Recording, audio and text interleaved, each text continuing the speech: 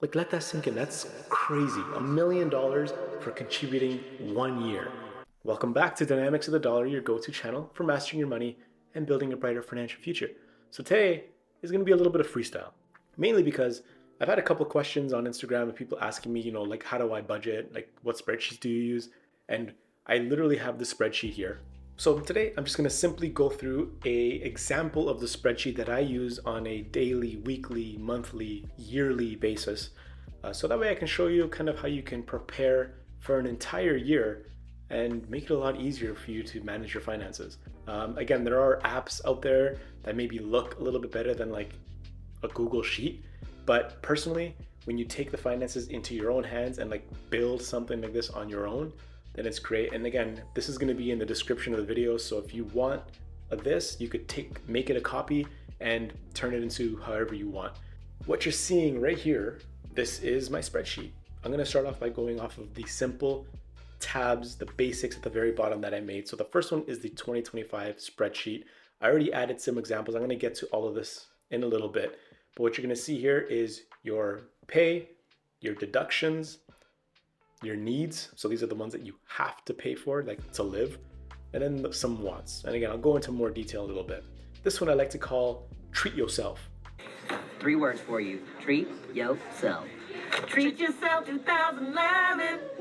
Yes, it's treat yourself because it's very important to you that you treat yourself during this budgeting and saving and all that stuff.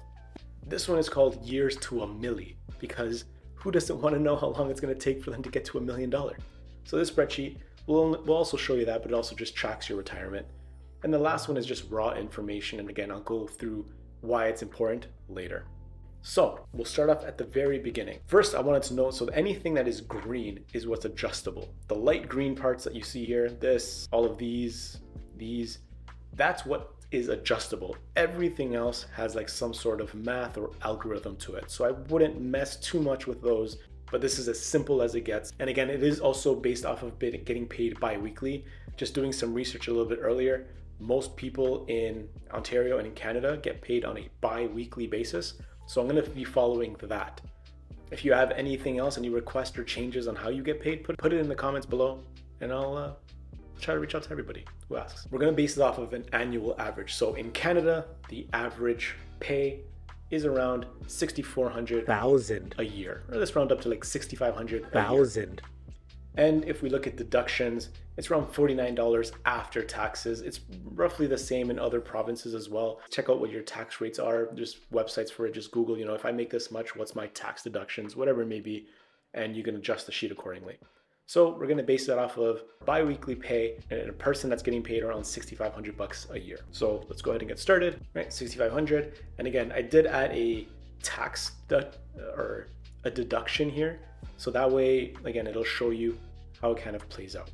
So this is, again, based off of bi-weekly. So this is how much you get paid without any deductions. And if you don't know the difference between gross and net, think of it like all the money, if you throw it in the net and the net has a whole bunch of holes in it, whatever falls out is gross. That's what's gross. It's disgusting how much they take away from you. But what's in the net is what you get to keep. That's the way I remember it. There's that. And then there's also your deductions. And I'll go through a little bit more of how this is going to change. On the right, it doesn't really change anything on the spreadsheet, but this is how credit cards. The average person in Canada has 3 credit cards. So I added 3 on here, a MasterCard, an Amex, and a line of credit. If you don't know which credit cards to use, there's a few videos, I'll link them here, of the ones that I've used on a daily basis for credit cards. But if we continue on here, you're going to see this section right underneath it, which is the treat yourself. So there's, again, a few examples that I'm entering in here. You could change it to whatever you want, but this is the way I would distribute it. So I have my vacation fund, I have my investments fund, I have my emergency fund, super important, and this one, the EFIT, probably the most important fund that you'll contribute to. In short, or I like to call it the EFIT fund. And then lastly, what is left here is what is left for you to spend.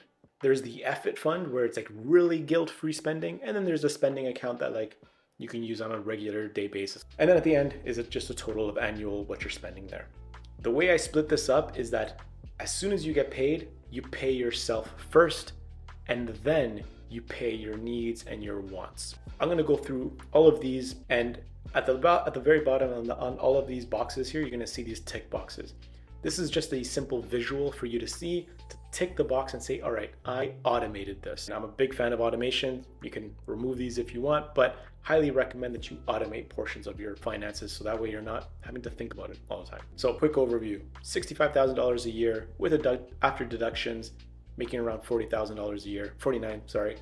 And then you have your automation buttons. Let's go ahead and start splitting this up. So for my vacation fund, after every single pay, so again, I'm getting paid bi-weekly in this example. So after every single pay, I'm gonna put, let's say, $50 every single time I get paid. And then in my investments, I wanna contribute as much as I can into my TFSA. So out of my paycheck, I'm going to contribute, let's say, $75 every single paycheck. And then my emergency fund, I'm gonna contribute $50. And then the EFIT fund, I'm gonna contribute $30. Right, so as you can see, there's a total on the left. So out of every single paycheck, which is right here, $1,900, I'm going to spend $205 right off the bat. So that means my pay comes in, $1,900, 205 of that is gone, which means I am left with $1,700. Cool. So let's go ahead and get started. I put up a bunch of examples of things that you would probably pay for. You can add or remove whatever isn't relevant to you. So I'm going to quickly fill this out and then I'll be right back. Now, something to consider here. I've added in all of these numbers, and again, I made all of these filterable or sortable, so that way you can just go in here and sort it and say, okay, I'm organizing it by most expensive to the cheapest. So again, these are rough estimates. I'm gonna probably increase this because who's paying $1,200 for rent, let's be honest. Okay. One thing to note here, and again, this is very important. This is your paycheck every single 2 weeks, but what you see here in the green, right? So your bills are, chances are monthly, right? So your rent, your groceries, and you can split that up. Car insurance, a lot of these bills are going to be monthly. So when you fill this in, this is your per month, this is your per pay, and then this is your annual. How much is going to cost you annually? What's important to note here, after my paycheck comes in and I pay myself and then I pay my needs, this is what I'm left with to spend. And then from there, we have at the very bottom our wants. These are things that you don't necessarily need, but like nice to have, things that you would want. I did separate it by monthly and then annually, mainly because like some of the subscriptions that are out there are annual. And again, these are wants, not needs. You're not gonna die if you don't have Netflix or Spotify. Also added a date field onto all of these. This is important just because you wanna know when these bills are coming out. You should know when they come out, and this will tell you, all right, this is the exact date every single month that this bill is coming out. And then I have an accounts field. So these are all just example accounts. Again, you can go in here and edit these. This is important because you want to see not only how much it costs you, not only the day it comes out, but which account is it coming out of. So if you haven't started anything like this before, highly recommend creating several bank accounts. Whatever bank you bank with, chances are they don't charge you for opening up multiple accounts. BMO, for example, lets you open up, I think, 20 accounts, so go for it. And then separate your bills. Up to you how you want to do it, but that's personally how I like to do it, so that way every single time I get paid, everything that goes out that's left in my main spending account, that's my money. So that way I don't have to worry about it.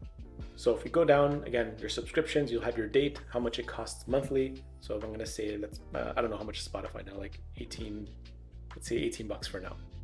And then from here, you'll see things like other subscriptions that offer annual plans. So again, keep in mind, fill in the greens.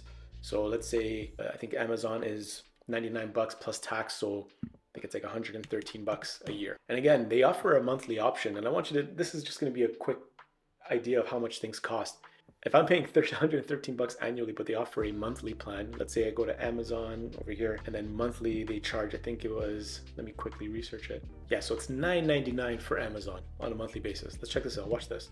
If I add in $9.99, that's $120 a year, right? But if I pay annually, I'm saving $7. And I go and I know, like, whatever, it's $7, right? It doesn't matter. But it's those little tiny decisions that you make to put more money in your pocket that'll pay off later on. And again, this is a small example of how paying annually might save you instead of paying monthly. But if you apply that same mindset to other things like your phone bill, your mortgage, your rent, whatever it is, then you'll start realizing all these little tiny pieces that actually start to add up. I added in all of my wants, all of my bills are accounted for. If you have more, go ahead and add them in, and all of it will be calculated for you because all you have to do is fill in the green parts. Now, this is the important part. Check this out. This is what I'm left with spending. And this is where most people will probably have that big eye-opening moment. If you fill all of this in and start saying, you know what, this is what my bills are, this is what my wants are, you'll start to realize, holy crap, I am not living within my means, right? So if I add another subscription, let's say it's $20 a month, let's say it's Crave, whatever it is, another subscription, let's call it Apple TV, let's say that's another $20 a month. And then, I don't know, what else do other people subscribe to? Add another $20 to it. If I scroll up, this number starts dwindling more and more. If this number is showing you a negative, that means you're not living within your means. You're spending more than you actually bring in. If this is the average, then chances are you need to realize you're spending too much. You need to cut back on some things. Make a little bit of sacrifices here and there in order to succeed. And this is what happens all the time, is people will stop paying themselves first and then start making sure that their bills are paid and that their wants are paid, whatever that may be. And then they forget to pay themselves. And this is why people don't become wealthy. It's because they start saying, you know what, my bills are more important than me and my wants are more important than my financial future. So all my bills are laid out. I'm left with $112 in spending and all of these extra funds are paid for. So now let's quickly check out the next tab here, which is the Treat Yourself Fund. This one is fun, mainly because it's all automated for you. You don't have to really do anything on this at all. So here's your vacation, there's your emergency, and there's your effort fund. If at any point you say, you know what, I'm gonna cancel these subscriptions right now, then a little bit of extra money is gonna be freed up in your spending. And then you know what, I'm gonna adjust this. I'm gonna say I'm gonna add $60 to my vacation fund every single time I get paid. Also, pie chart. So if you go over here, as you can see, it already adjusted for me. This is gonna give you the accurate number if you continue to contribute to that fund every 2 weeks when you get paid. It's so sick. All you have to do is put in the number and you scroll to the far right. And at the end of this year, in 2025, if I continue to contribute the way I did, I'm gonna end up with $1,500 in vacations. Could you use $1,500? Seriously, could you use it? Yeah, you could. Of course you can. Who wouldn't want $1,500? So there's your vacation fund, there's your emergency fund, and this is the glory of this, right? The emergency fund is super important because you want to finish this. You want to think of this as a debt to completely get rid of paying this after a while. And they say they should be 3 to 6 months worth of your expenses. Those are the needs, the important stuff. KG, how do you know what your monthly expenses are? The spreadsheet does it for you. If I go back into that budget page and I scroll down to the very, very bottom, it shows me that my monthly expenses is $3,000 a month. So doing some quick math, $3,000 times 3, that's $9,000. So if I go to my Treat Yourself fund over here and I realize at the end of this year, I'm gonna have around $1,300, it's probably gonna take me around, I don't know, seven years to completely finish my emergency fund. I don't wanna pay that fund for 7 years. So I'm gonna make it work. I'm gonna figure out exactly what I need to do to get rid of that, to make sure I have $9,000 in there and not have to worry about it. This is gonna cover things like car expenses, and they will happen. Medical emergencies, things that pop up that you're like, holy shit, I don't have rent this month. I am taking it out of my emergency. This is why this is important. All right, and then you go into your effort fund. And again, if you contribute into it the way you do right here, $30 every single time you get paid, by the end of the year, you have $780. And that is to spend on whatever you want, anything, doesn't matter, whatever you can imagine, spend that money on there. And again, if you adjust any time throughout the year, it'll adjust for you. And a real cool little neat thing that I have on here is it'll adjust the date. If I change this date, it'll actually automatically change the color for you when that date passes. So very simple algorithm. Again, you don't have to worry about it or touch it. It will automatically do this. So if the date is today, it'll be yellow. But if the date has passed, then it's green. And if the date hasn't passed, then it's red. And again, you don't have to worry about changing any of that. It'll automatically do that for you. Now, this is the next part, the years to $1 million, right? This is personally my favorite to look at every once in a while. maybe every week, maybe every day. Mainly because I want to know when it is that I'm going to be like, you know what, I'm going to retire right here, right now. And this is for you guys that are in your 20s. Please stick around for this part. This is so important. I'm going to show you something. This is the raw data, and this is adjustable to whatever you want. In Canada, we have a TFSA and an RRSP. In the US, a TFSA would be an example of a Roth IRA, and your RRSP is a 401k. This is every 2 weeks for the entire year, all of 2025. I'm gonna show you something that's absolutely crazy and how compound interest works. On January 2nd, again, assuming you could change the dates. All you have to do is change the date up here, right? But let's say January 2nd is the first paycheck of the year. Let's say I am still contributing what I said in my budget, which is $75 per pay. I'm gonna change $75, okay? And then in my RRSP, and again, assuming that your work also contributes to your RRSP or your 401k, which is great. If they don't, let's say I'm also contributing based off of my paycheck. Let's say I'm also putting another, let's say $100. If they do match, let's say it's $150. So that's $75 and $150. That's $225 in my first paycheck of 2025. Check this out. It's all added up for you. And again, you don't even have to touch the spreadsheet or change anything. Once that's done, as you can see, add an annual return of 10%, right? This is assuming 10%. You could adjust this if you want, but it's pretty consistent, 10% for the last like 100 years. If I did that and I stopped right there, one paycheck, and I never invested another day in my life, check this out. I scroll down, and by the time I'm 65, I have $11,000. And I did one contribution. Crazy, right? That's compound interest. I barely had to do anything. So now, let's say I contributed for an entire year. Let's say all of 2025, I sacrificed. I scrounged together every dollar I could, and I did whatever I had to do in order to contribute every single pay to these two retirement funds. Let's check out what happens. If I go into this budget spreadsheet, it looks like I contributed $5,800 in a year.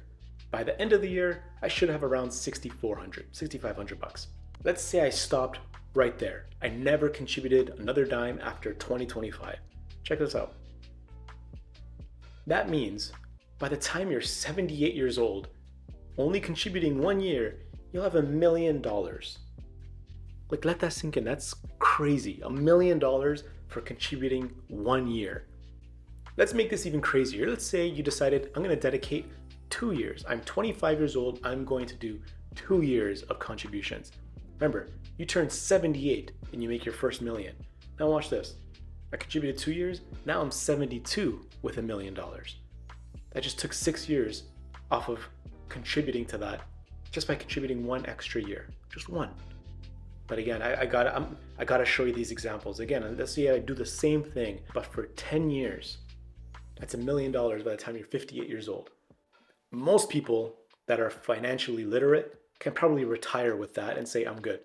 I can make that last for the rest of my life. $1 million just by contributing for 10 years. So if you're in your 20s, start. And this is assuming you're only contributing that much. This is assuming that you're only contributing $75 per pay to your Roth IRA or TFSA and $150 through your work.